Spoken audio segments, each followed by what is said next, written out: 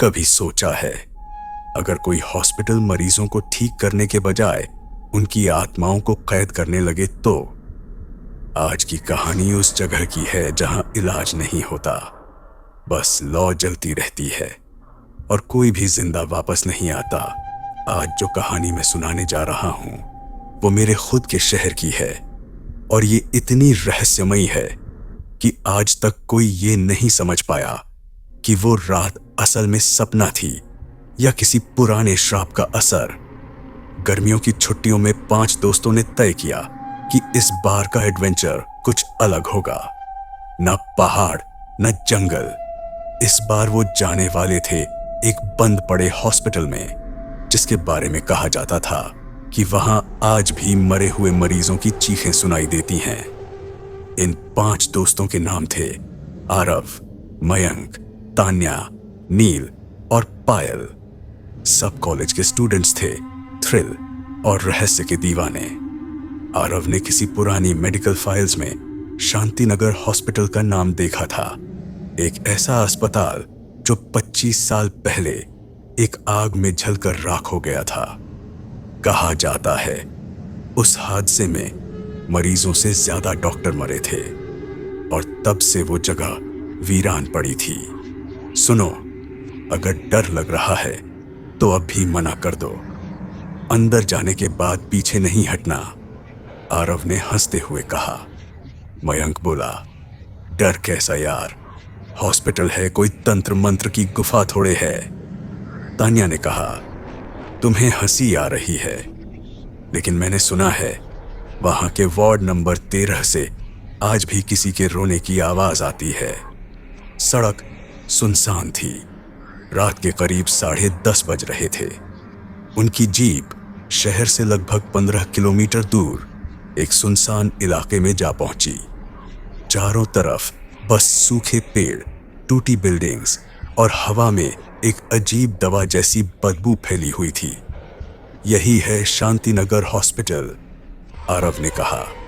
लोहे का गेट जंग लगा हुआ था, किसी ने उस पर लाल रंग से लिखा था, यहां जो आया वो फिर कभी वापस नहीं गया। ओह, बढ़िया लिखा है, मयंक बोला। शायद किसी फिल्म का प्रमोशन चल रहा होगा। पायल ने फुसफुसाकर कहा, यही मजाक तुम्हें महंगा पड़ेगा। गेट को धक्का देते ही उसने जोर से चीख जैसी आवाज निकाली, जैसे किसी ने लोहे पर नाखून मारे हों। अंदर अंधेरा था, बस उनके टॉर्च की रोशनी दीवारों पर गिर रही थी। टूटी पट्टियां, उल्टे पड़े स्ट्रेचर और फर्श पर जले हुए निशान। नील ने टॉर्च ऊपर की छत पर पंखे झूल रहे थे, जिन पर अब भी जले कपड़े फंसे थे। ये कपड़े किसी मरीज के होंगे शायद, तान्या बोली। आरव ने कहा, या किसी के आखिरी पल की निशानी। सन्नाटा इतना गहरा था कि उनकी अपनी सांसों की आवाज भी अजीब लग रही थी। फिर अचानक किसी ने वार्ड नंबर 7 का दरवाजा भीतर से बंद कर लिया। सब चौंक गए। कौन है वहां? आरव चिल्लाया। कोई जवाब नहीं, बस धीमी सिसकियों की आवाज। पायल की आंखों में डर झलक गया। कहीं कोई अंदर फंसा तो नहीं? मयंक ने हंसते हुए कहा, 25 साल से बंद हॉस्पिटल में कौन फंसा रहेगा? शायद कोई जो मर नहीं पाया। नील के ये शब्द हवा में ठहर गए। वार्ड के बाहर एक पुराना बोर्ड गिरा, उस पर लिखा था, मृतक वार्ड। दरवाजा अब खुद ब खुद थोड़ा खुला, अंदर अंधेरा, और दीवार पर एक ही शब्द लिखा था, बचाओ। आरव ने दरवाजा पूरी तरह खोला। दीवारों पर खून जैसे निशान थे। कमरे के बीचों बीच एक पुराना बेड पड़ा था, जिस पर जला हुआ हड्डियों जैसा कुछ दिखाई दे रहा था। ये तो इंसानी हड्डियां लग रही हैं, तान्या फुसफुसाई। चलो, अब बहुत हुआ, पायल बोली। हमें लौट चलना चाहिए। लेकिन आरव रुका नहीं। मुझे जानना है कि इस हॉस्पिटल के साथ हुआ क्या था। तभी उनकी टॉर्च टिमटिमाई और कुछ सेकंड के लिए बंद हो गई। अंधेरे में किसी के कदमों की आवाज आई, धीरे धीरे नजदीक आती हुई। कौन है वहां? मयंक ने घबराकर पूछा। कोई जवाब नहीं, लेकिन हवा में किसी ऑक्सीजन सिलेंडर के लुढ़कने की आवाज आई। फिर एक फीकी रोशनी जली और सबने देखा कि वार्ड के कोने में कोई खड़ा था, सफेद कोट पहने, सिर झुका हुआ। डॉक्टर? आरव ने पूछा। वो व्यक्ति धीरे धीरे सिर उठाता है और उसकी आंखों की जगह सिर्फ काले गड्ढे थे। इतना देर से आए, अब लौटना मुमकिन नहीं। पायल चीखी। सब गलियारे की ओर दौड़े, लेकिन गलियारा अब पहले जैसा नहीं था। दीवारों पर किसी ने ताजे खून से निशान बनाए थे, क्रॉस के ऊपर कटे चेहरे। तान्या को लगा कोई पीछे से उसके बाल खींच रहा है। वो गिर पड़ी। तान्या उठो, आरव चिल्लाया। नील ने उसका हाथ पकड़ा, लेकिन जब खींचा तो हाथ में पूरा झुलसा हुआ चमड़ा आ गया। तान्या की आंखें खुली थीं, लेकिन वो अब बोल नहीं पा रही थी। कमरे की दीवारों पर लिखा था, मैंने बचाने की कोशिश की, पर किसी ने सुना नहीं। आरव की टॉर्च फिर बंद हो गई। अब केवल छत पर झूलती लाइट टिमटिमा रही थी। फर्श पर पड़े गिलास अपने आप हिलने लगे। फिर किसी ने आरव के कान के पास फुसफुसाया, वार्ड नंबर 13 में मत जाना। लेकिन वही शब्द उसकी जिज्ञासा को और बढ़ा गए। यही तो असली रहस्य है। बाकी सब डर से कांप रहे थे, पर आरव बोला, जो चाहे हो, लेकिन अब मैं जानना चाहता हूं कि वार्ड 13 में आखिर क्या छुपा है। उन्होंने हॉस्पिटल के मुख्य हॉल से गुजरते हुए वार्ड 13 की ओर बढ़ना शुरू किया। हर कदम पर सन्नाटा गहराता जा रहा था। हवा में दवाइयों और सड़े मांस की मिलीजुली बदबू थी। बाहर से किसी बच्चे के रोने की आवाज आई। मां, मुझे इंजेक्शन मत दो, पायल ने रोते हुए कहा। आरव, ये सही नहीं है, चलो वापस चलते हैं। आरव बोला, बस देख लेते हैं, फिर लौट चलेंगे। उन्होंने वार्ड 13 का दरवाजा खोला और उनके सामने जो था उसने सबकी रूह जमा दी। अंदर दीवारों पर जले हाथों के निशान थे। बीच में एक लोहे की मेज पर एक डॉक्टर की जली लाश पड़ी थी, लेकिन उसका चेहरा बिल्कुल ताजा था, जैसे अभी अभी मरा हो। और उसकी मुट्ठी में एक फटी डायरी थी। आरव ने डायरी उठाई। पहले ही पेज पर लिखा था, मुझे मरीजों को बचाने का हुक्म था, लेकिन मैंने मौत को बुलाया। अचानक उस लाश की आंखें खुली और कमरा ठंडी हवा से भर गया। आरव के हाथ से डायरी गिर गई और आवाज आई, तुम सब अब हमारे इलाज का हिस्सा बन चुके हो। हवा ठंडी थी, लेकिन सबके माथे पर पसीना था। वार्ड नंबर 13 का दरवाजा अपने आप बंद हो चुका था और अब वो सब अंदर कैद थे। पायल पूरी तरह कांप रही थी। आरव, जल्दी कुछ करो, ये दरवाजा नहीं खुल रहा। आरव ने टॉर्च उठाई और कमरे के कोने कोने को देखने लगा। नील ने नीचे झुककर वो डायरी उठाई जो अभी अभी उस जली हुई लाश के हाथ में थी। शायद इसमें कुछ लिखा होगा जिससे हमें पता चले कि यहाँ क्या हुआ था। डायरी का पहला पन्ना, लेकिन अगले पन्नों पर किसी डॉक्टर की त्वरित लिखावट थी। 27 अप्रैल 1998, आज 13 नए मरीज भर्ती हुए हैं। सबको एक ही बीमारी, नींद में चीखना, खुद को काट लेना और किसी अदृश्य इंसान से बात करना। हमें लगा यह कोई मानसिक विकार है, लेकिन अब मुझे भी रात में वही आवाजें सुनाई देने लगी हैं। मयंक ने डरते हुए कहा, यार ये तो पागलपन है, शायद कोई झूठी कहानी हो। नील बोला, लेकिन ये हॉस्पिटल तो 25 साल से बंद है, मतलब जो लिखा गया वो आग लगने से पहले का है। तान्या ने पन्ना पलटा। 19 अप्रैल 1998। मैंने आज एक बच्चे को ऑपरेशन टेबल पर देखा जो मर चुका था, लेकिन वो मुस्कुरा रहा था। उसने कहा, डॉक्टर आर्यन, अब तुम्हारी बारी है। मैंने नर्स को बुलाया, लेकिन वो भी गायब थी। अचानक कमरे में हल्की सरसराहट हुई। सबकी निगाहें दीवार की ओर गईं। दीवार पर वही शब्द खुद ब खुद उभरने लगे, आर्यन झूठा है। आरव का दिल जोरों से धड़कने लगा। ये खुद ब खुद कैसे लिखा जा रहा है? तभी कमरे के कोने में रखे ऑक्सीजन सिलेंडर से गैस निकलने लगी और हवा में एक जली हुई गंध फैल गई। रोशनी टिमटिमाई और उसी पल सबने देखा, कमरे के बीचों बीच एक और आकृति खड़ी थी। सफेद कोट, लेकिन कोट के नीचे से धुआं निकल रहा था। उसके हाथ में वही डायरी थी। क्यों पढ़ रहे हो मेरी कहानी? पायल चीख पड़ी। आरव, ये वही डॉक्टर है। उसकी आंखों से धुआं निकल रहा था और उसके चेहरे पर जलने के निशान थे। आरव पीछे हटने लगा। हम बस ये जानना चाहते थे कि यहां क्या हुआ था। डॉक्टर की आवाज भारी थी, जैसे कोई गहरी कुएं से बोल रहा हो। मैंने उन्हें बचाना चाहा, लेकिन उन्होंने मुझे ही जला दिया। अचानक पूरी लाइटें झपकी और हर तरफ अंधेरा छा गया। कहीं से बच्चों के रोने की आवाज आई। डॉक्टर अंकल, अब इंजेक्शन नहीं लगाऊंगा, प्लीज। मयंक दीवार से टकराया और उसका सिर फट गया। तान्या ने उसका हाथ पकड़ने की कोशिश की, लेकिन तब तक वार्ड के बीच में रखी टेबल अपने आप हिलने लगी, जैसे किसी ने उस पर चोट मारी हो। आरव ने जैसे तैसे टॉर्च ऑन की, पर टॉर्च अब भी वही चेहरा दिखा रही थी।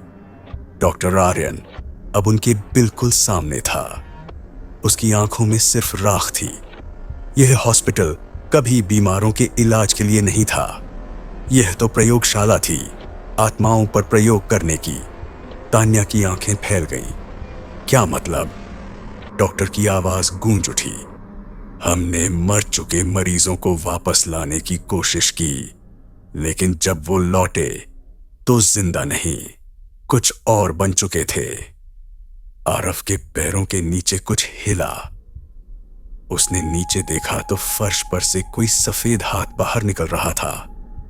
हाथ हड्डियों जैसा सूखा था और उसने आरव का पैर कसकर पकड़ लिया। आरव जोर से चिल्लाया, मदद करो। नील ने लोहे की छड़ उठाई और उस हाथ पर मारी। हाथ पीछे चला गया, लेकिन वहां से खून नहीं, धुआं निकला। फिर दरवाजा अपने आप खुला और गलियारे की लाइट्स एक एक कर जलने लगी। आरव ने डायरी उठाई और सब बाहर भागे। गलियारे के दोनों तरफ कमरे थे। हर कमरे में पुरानी फाइलें, सड़ी दवाइयां और कुछ जगहों पर पुराने स्ट्रेचर रखे थे। पायल ने एक कमरे के अंदर झांका तो देखा एक नर्स का ढांचा कुर्सी पर बैठा था। उसकी आंखें फटी हुई और उसके पास एक बोर्ड पड़ा था जिस पर लिखा था, मैंने इंजेक्शन दिया, वो मर गया, अब वो मेरे अंदर है। पायल ने चीख मारी और पीछे हट गई। नील ने कहा, बस अब हम सीधा बाहर निकलेंगे। सब तेजी से मेन गेट की ओर भागने लगे, लेकिन बाहर का गेट अब गायब था। जहां गेट था वहां अब एक दीवार बन चुकी थी, ईंटों की दीवार, जैसे वो सालों पहले ही बंद हो चुकी हो। ये कैसे हो सकता है? मयंक बड़बड़ाया, हमने अभी अभी इसी रास्ते से अंदर आए थे। आरव ने पीछे मुड़कर देखा। अब हॉस्पिटल के गलियारे वैसे नहीं थे जैसे पहले थे। अब वो अनंत तक बढ़ते जा रहे थे, जैसे कोई भूल भुलैया बन गई हो।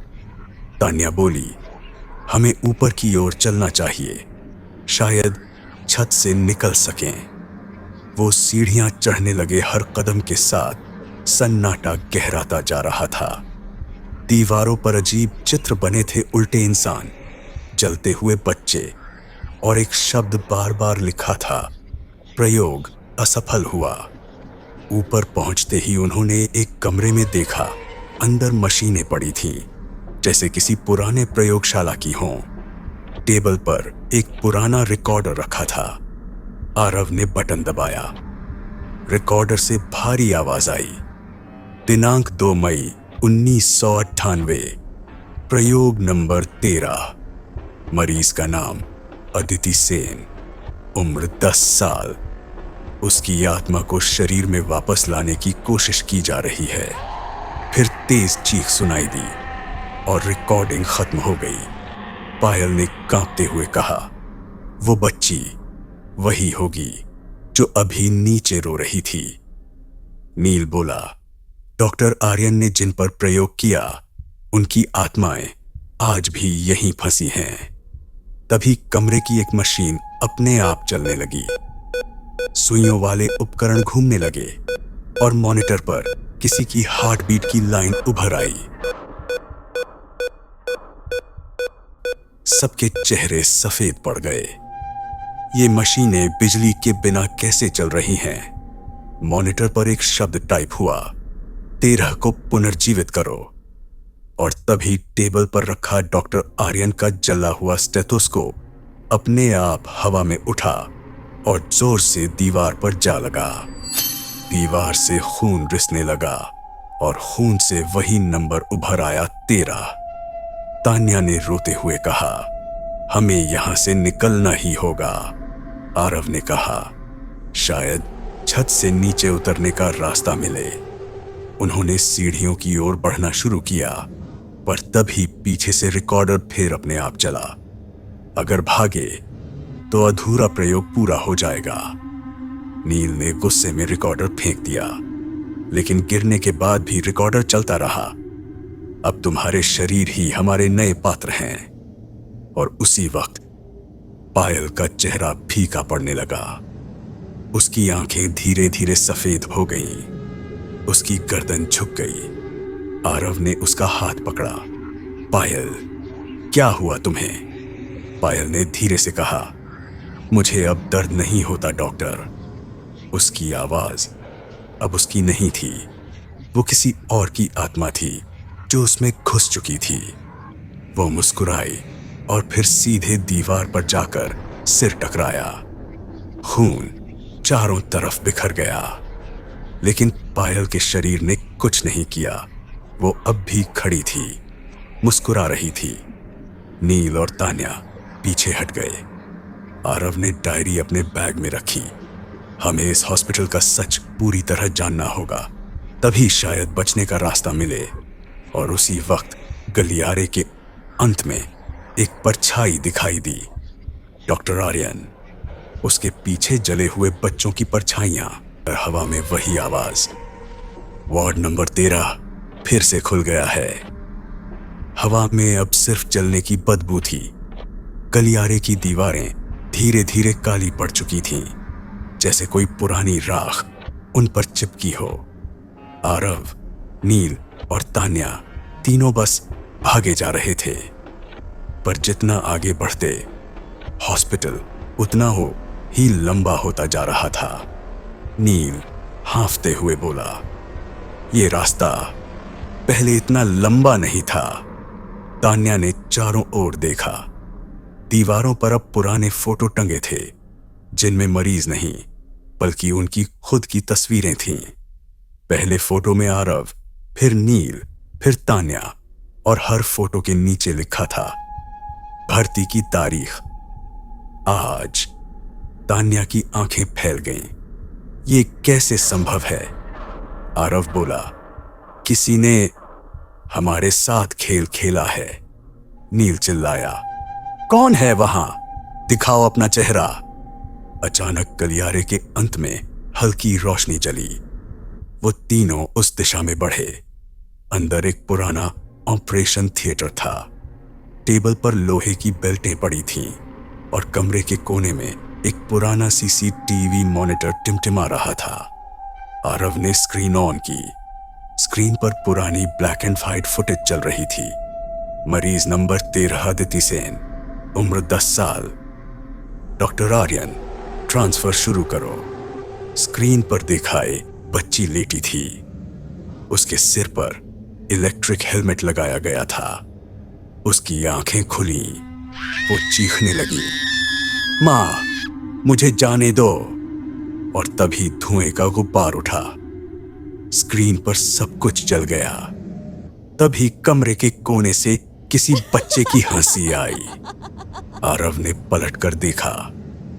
वहीं अदिति खड़ी थी, सफेद ड्रेस में। उसका चेहरा आधा जला हुआ। डॉक्टर अंकल, आपने कहा था मैं ठीक हो जाऊंगी। उसकी आंखों से आंसू नहीं, काला तरल पदार्थ बह रहा था। वो धीरे धीरे आरव के पास आई और बोली, अब तुम्हारी बारी है मेरे जैसा बनने की। आरव का चेहरा सफेद पड़ गया। नील ने उसका हाथ पकड़ा। चल, जल्दी यहां से। वो दोनों बाहर भागे, पर जैसे ही दरवाजा पार किया, तान्या वहीं ठहर गई। वो हिल भी नहीं रही थी। नील ने मुड़कर देखा। तान्या के सामने हवा में डॉक्टर आर्यन की परछाई थी। कहीं जा रही हो नर्स। तान्या की सांसें तेज हो गईं। मैं नर्स नहीं हूं। डॉक्टर हंसा, एक भारी टूटी हुई हंसी। इस हॉस्पिटल की हर आत्मा वही बन जाती है जो उसे मरते वक्त डर था। और अगले ही पल तान्या का चेहरा बदलने लगा। उसकी त्वचा नीली पड़ने लगी, आंखें सफेद और होंठ काले। वो एकदम ठंडी हो गई। अब वो इंसान नहीं थी, बस एक खाली खोल। आरव ने देखा और चीख पड़ा, तान्या! नील ने उसे खींचा।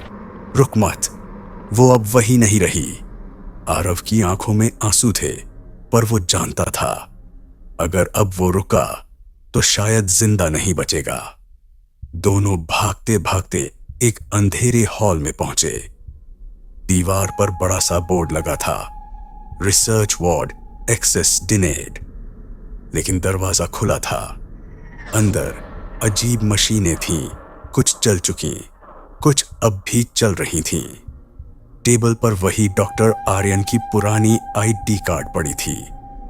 नील ने उठाकर पढ़ा, doctor Aryan Sen, head of experimental psychology, 1998।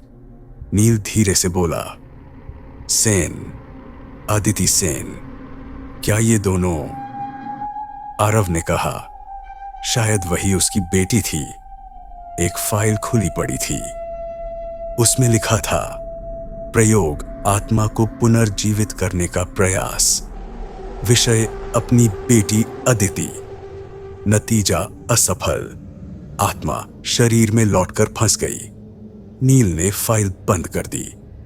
मतलब डॉक्टर ने अपनी बेटी को बचाने की कोशिश की थी, पर वो खुद उसकी मौत का कारण बन गया।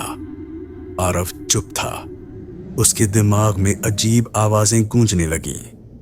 आरव, तुम समझ सकते हो उसे। तुम भी खो चुके हो किसी को।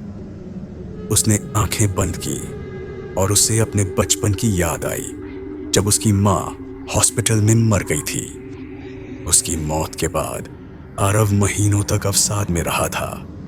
अब वही पुरानी यादें लौट आईं। आरव, आवाज धीरे धीरे पास आई, अगर तुम चाहो तो मैं तुम्हें तुम्हारी मां से मिला सकता हूं। आरव ने आंखें खोली। डॉक्टर आर्यन उसके सामने खड़ा था। मुझे बस तुम्हारी मदद चाहिए ताकि प्रयोग पूरा हो सके। नील ने तुरंत बीच में कहा, आरव, उसकी बात मत सुनना, वो पागल है। आर्यन मुस्कुराया। पागल वो नहीं जो आत्माओं से बात करता है। पागल वो है जो सच देखकर भी भागता है। उसने हाथ उठाया। नील हवा में उछल गया और दीवार पर जा टकराया। खून बहने लगा। आरव चिल्लाया, रुको! आर्यन ने कहा, बस एक कदम और तुम उसे हमेशा के लिए वापस पा सकोगे। आरव के पैरों में कंपन था, लेकिन उसका मन टूट चुका था। उसने धीरे धीरे कदम आगे बढ़ाया। डॉक्टर ने अपना हाथ बढ़ाया। इस हॉस्पिटल की आग में मेरी बेटी जली। अब तुम्हारा शरीर उसका घर बनेगा। आरव ने कांपते हुए डायरी निकाली। अगर ये प्रयोग तूने किया था तो इस डायरी में उसका अंत भी होगा। उसने डायरी को फाड़ा और टेबल पर रखे अल्कोहल पर फेंक दिया। आग भड़क उठी। पूरा कमरा जलने लगा। आर्यन चीखा, नहीं, तुम नहीं जानते, वो आग कभी बुझती नहीं। आग अब दीवारों पर चढ़ चुकी थी। नील ने आरव को खींचा। चल, भाग यहां से। दोनों गलियारे से बाहर निकले। हॉस्पिटल अब जलने लगा था, पर अजीब बात यह थी कि बाहर धुआं नहीं निकल रहा था। आग बस अंदर ही अंदर जल रही थी, जैसे किसी दूसरी दुनिया में। वो सीढ़ियों से नीचे उतरे। मुख्य गेट फिर खुल चुका था।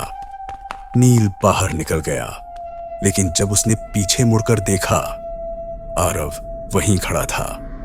नील चिल्लाया, आरव, बाहर आ। आरव मुस्कुराया। उसकी आंखों में अब हल्की राख जैसी चमक थी। कहीं जाना नहीं है नील, अब ये मेरी जगह है। नील भागा, लेकिन दरवाजा फिर बंद हो गया।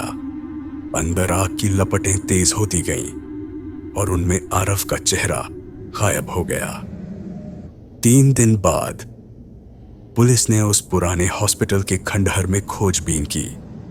उन्हें बस एक जली हुई डायरी मिली, जिसके आखिरी पन्ने पर लिखा था, प्रयोग सफल रहा। मरीज नंबर 14 आरव मल्होत्रा। आत्मा स्थायी रूप से स्थापित। रात थी काली, शांत और भारी। नील जंगल के रास्ते से लड़खड़ाता हुआ निकल रहा था। उसके कपड़े फटे हुए थे, चेहरा राख से सना हुआ। पर सबसे डरावनी बात, उसके कानों में अब भी वही पीप पीप की आवाज गूंज रही थी, जैसे हॉस्पिटल का मॉनिटर अब भी उसके अंदर चल रहा हो। वो ठोकर खाकर गिरा और जमीन पर गिरते ही अचानक हवा में किसी बच्चे की फुसफुसाहट सुनाई दी। तुम उसे छोड़ आए ना? नील ने कांपते हुए इधर उधर देखा। कोई नहीं था, बस पेड़ों के बीच से आती ठंडी हवा, जो मानो उसका मजाक उड़ा रही थी। वो धीरे धीरे गांव की ओर चला। गांव की बत्तियां बुझ चुकी थीं और सन्नाटा था। लेकिन जैसे ही वो अपने घर पहुंचा, दरवाजा अपने आप खुल गया। अंदर उसकी मां थी। उसके चेहरे पर अजीब सुकून था। नील, तू लौट आया। नील की आंखों में आंसू आ गए। मां, आरव, वो नहीं बचा।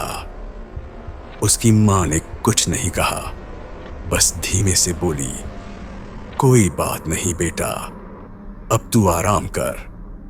वो अपने कमरे में गया, बिस्तर पर लेट गया और उसी वक्त उसे महसूस हुआ, बिस्तर के नीचे कुछ हिल रहा है। धीरे से उसने झुककर नीचे देखा। कोई नहीं था, पर दीवार पर लिखा था, वार्ड नंबर 13 फिर से खुल गया है। उसके सीने में ठंड उतर गई। वो उठा और कमरे से बाहर भागा, लेकिन अब उसका घर वही नहीं था। दीवारों पर सफेद टाइल्स, फर्श पर खून के निशान और चारों ओर वही जली हुई बदबू। नहीं, ये सपना है, सपना। वो चीखा। तभी पीछे से एक हल्की हंसी आई। कहा था ना, आग कभी बुझती नहीं।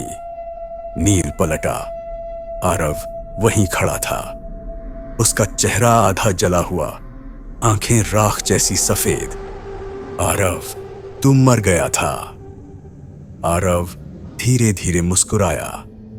मरा था, पर वहीं जिंदा भी हुआ। वो आगे बढ़ा और नील के कंधे पर हाथ रखा। अब तू समझेगा इस लॉ का मतलब क्या है। नील ने हाथ झटक दिया। दूर रह मुझसे।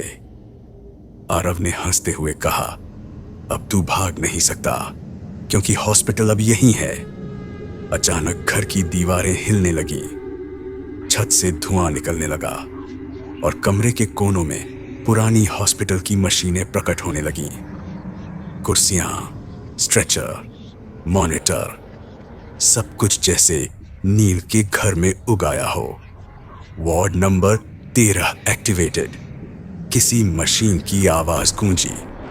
नील ने बाहर भागने की कोशिश की, पर बाहर पूरा गांव अब उसी हॉस्पिटल जैसा बन चुका था। हर घर पर लाल क्रॉस का निशान, हर खिड़की के पीछे कोई परछाई खड़ी थी। लोग अब इंसान नहीं लग रहे थे। किसी की आंखें सफेद, किसी की गर्दन टेढ़ी और कुछ लोग तो हवा में ही लटक रहे थे, जैसे उनकी आत्माएं आधी अंदर आधी बाहर हों। नील ने चिल्लाकर कहा, ये तुमने किया आरव। आरव ने जवाब दिया, नहीं नील, ये हमने किया। जब तू बचा था तभी हॉस्पिटल ने तुझ में अपनी लौ छोड़ दी थी। नील ने अपने हाथ देखे। उनकी नसें काली पड़ चुकी थीं, जैसे उसके अंदर भी वो आग जल रही हो।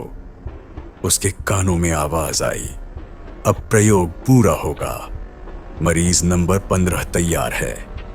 नील की सांसें तेज हो गईं। उसने जमीन से एक लोहे की रॉड उठाई। नहीं, मैं तुम्हारे जैसा नहीं बनूंगा। आरव हंसा, अब ये तेरा फैसला नहीं है। नील ने रॉड से दीवार पर वार किया, लेकिन दीवार से खून निकला और तभी बाहर से लोगों की चीखें आने लगीं। गांव के बाकी घरों में भी वही हो रहा था। हर घर की दीवारों से खून, धुआं और वही शब्द, वार्ड नंबर 13 खुल चुका है। नील ने बाहर झांका। पूरा गांव अब उस हॉस्पिटल जैसा दिखने लगा था। रास्ते गायब, पेड़ राख में बदल चुके और हवा में वही गंध जले मांस की। वो दौड़ता हुआ मंदिर की ओर गया। मंदिर ही गांव की एकमात्र जगह थी जहां अब भी कुछ साफ था। वो अंदर पहुंचा और दिया जलाया। भगवान, ये क्या हो रहा है? और तभी मंदिर की मूर्ति की आंखों से राख बहने लगी। दिया बुझ गया। पीछे से आरव की आवाज आई, भगवान नहीं, विज्ञान ने ये किया है और अब तू मेरा हिस्सा है नील। नील पलटा। आरव की परछाई अब पूरी हॉस्पिटल के आकार में फैल चुकी थी। उसकी आवाज गूंजी, हर डर एक लौ है और ये लौ अब कभी नहीं बुझेगी। नील ने अपने हाथों में जलती रॉड उठाई और आरव की तरफ दौड़ा। अगर आग ने सबको मारा है तो इसे आग से ही खत्म किया जाएगा। वो आरव पर झपटा। एक पल में तेज विस्फोट हुआ और सब कुछ राख बन गया। 2 हफ्ते बाद गांव के पास पुलिस को बस एक जली हुई जमीन मिली। वहां कोई हॉस्पिटल नहीं था, कोई घर नहीं, बस मिट्टी, राख और एक जला हुआ board, ward number 13 reconstructed by doctor Aryan Sen. सन्नाटा। हर तरफ बस राख उड़ रही थी। हवा में वही जली हुई बदबू थी, लेकिन अब उसके बीच कहीं कहीं बच्चों की हंसी की गूंज भी सुनाई दे रही थी। नील आंखें खोलता है। वो जिंदा था। उसका चेहरा जला हुआ, हाथों पर छाले, लेकिन सांसें चल रही थीं। वो इधर उधर देखता है। सामने बस राख का समंदर, टूटी मशीनें और दूर धुंध में एक इमारत। वही हॉस्पिटल। नहीं, मैंने तो इसे खत्म कर दिया था, नील बड़बड़ाया। तभी उसके पीछे से एक शांत आवाज आई, आग चीजों को जलाती है नील, लेकिन आत्माओं को नहीं। नील पलटा। वो वही बूढ़ा चौकीदार खड़ा था जो हॉस्पिटल की शुरुआत में उसे मिला था, लेकिन अब उसका चेहरा सामान्य नहीं था।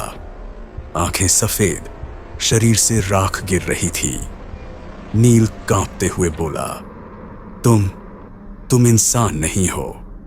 वो मुस्कुराया, इंसान तो बहुत पहले मर गए थे बेटा। हम बस उस आग के रखवाले हैं जिसे डॉक्टर आर्यन सेन ने जलाया था। आर्यन सेन? नील ने माथे पर हाथ रखा। यादें लौटने लगीं।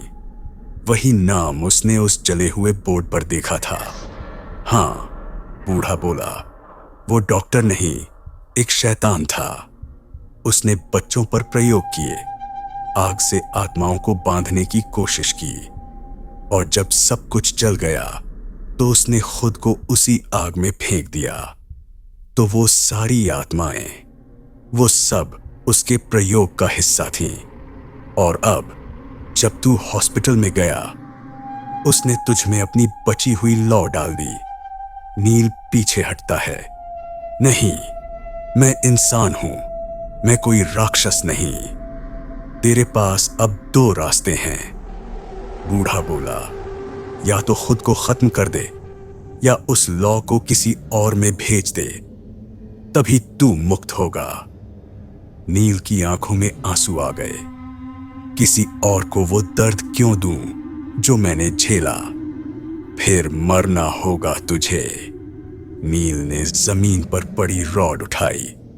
ठीक है, अगर यही अंत है तो मैं खुद ही इसे खत्म करूंगा। वो रॉड जलाता है, आग से अपने चारों ओर घेरा बनाता है। धीरे धीरे वह घेरा सुलगता है और हवा में बच्चों की चीखें गूंजने लगती हैं। अब नहीं, अब कोई नहीं जलेगा। नील की आवाज कांपती है। वो अपनी हथेली पर लौ रखता है और उसे अपने दिल में धंसा देता है। पूरा इलाका आग की लपटों में डूब जाता है। बच्चों की चीखें, हॉस्पिटल के मॉनिटर की बीप और आरव की हंसी सब एक साथ गूंजते हैं।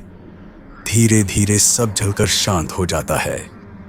3 महीने बाद एक न्यूज रिपोर्टर कैमरे के सामने खड़ा है। 3 महीने पहले जिस जगह इस गांव और हॉस्पिटल के जलने की खबर आई थी, आज वहां एक नई इमारत बन चुकी है। सरकारी रिपोर्ट के अनुसार यहां जल्द ही एक नया मेडिकल कॉलेज खोला जाएगा। नाम होगा डॉ. Neel Sen memorial institute. Cameraman camera घुमाता है। दीवार पर नील की तस्वीर लगी है, पर उस तस्वीर की आंखों में हल्की सी चमक झिलमिला रही है। और उसी वक्त हवा में बहुत धीमी आवाज गूंजती है, वार्ड नंबर 13 कभी बंद नहीं होता। लेकिन जैसे ही कैमरा ब्लैक होता है, एक नई बीप की आवाज आती है और स्क्रीन पर लाल अक्षरों में कुछ उभरता है, कमिंग सून वार्ड नंबर 14। तो दोस्तों, अगर आप सोचते हैं कि हॉस्पिटल की आग बुझ गई है, तो शायद आपने उस राख में अभी तक झांका नहीं, क्योंकि जहां डर मरता है वहां से एक नई लौ जन्म लेती है। और अगली कहानी में वही लौ लौट कर आएगी आपके घर तक।